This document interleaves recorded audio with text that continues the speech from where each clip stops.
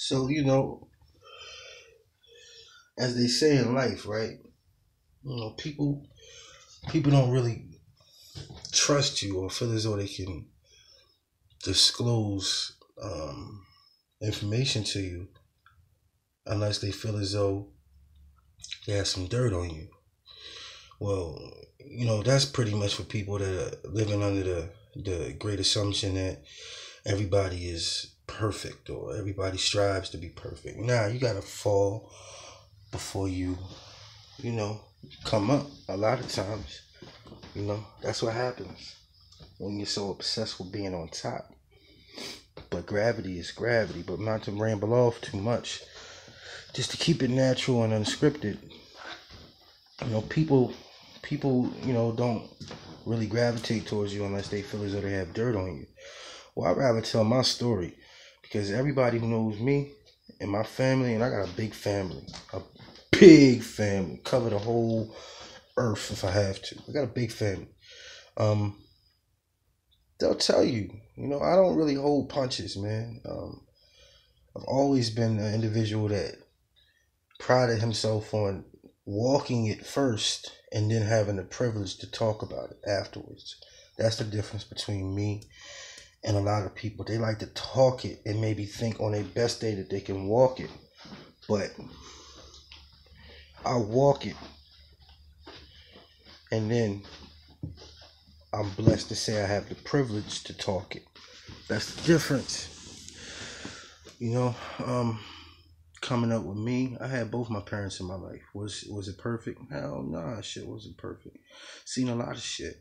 Grew up quick, but I never went without a day in my life. My father always provided for us, rain, hail, sleet, or snow.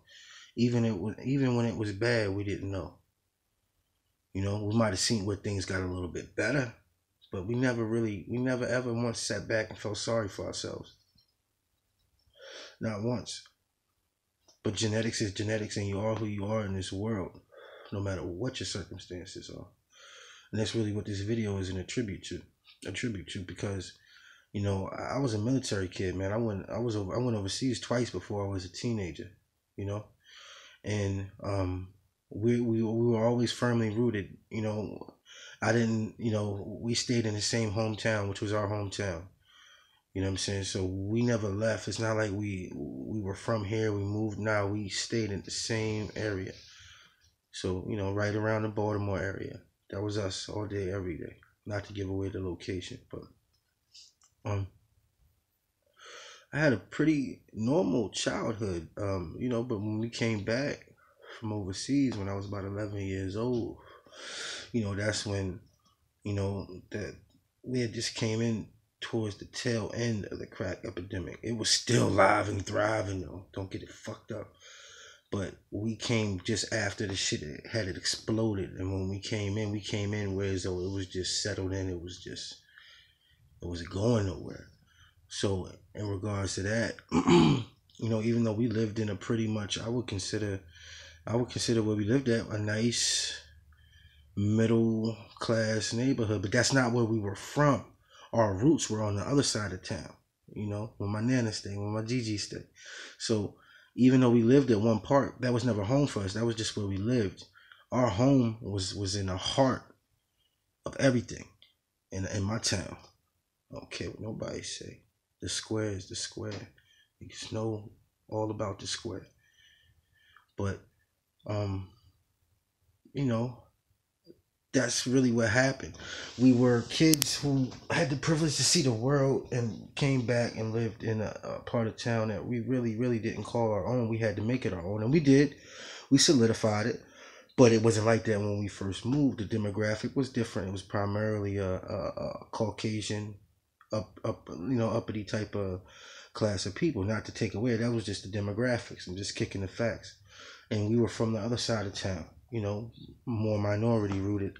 But I think when everything changed for me, probably was in high school. I was already doing what, smoking or whatever. But sports was my number one thing. I love sports. I never put nothing above sports. Even to this day, it's always been in my heart, and I'm getting back to it. That's why I think I'm losing so much weight. I look good, believe it or not. The beard gives it away. But I think it was one morning I was taking a trip to school. I was riding the bus, man. It was by myself. I was in high school. I'll never forget. And it was actually my brother's ace. It was my brother's like best friend. He's like a brother to me too. He's a good dude. You know, sad to say that, you know, life shaped him the hand that shaped him. But I'll get to that in a minute. But I'm trying to speak clear. I hope you can hear me, because this is a real deal, true story. When my life changed, and let me know the climate of how shit really was. A friend of mine, I was catching a bus to school one morning, right? And this is in an uppity part of town.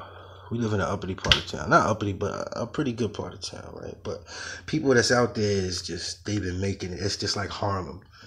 You know, so if you're out there, you got money. You know, so make a long story short, I'm not going to put everything out there, but my man's parents had got shot right in front of his house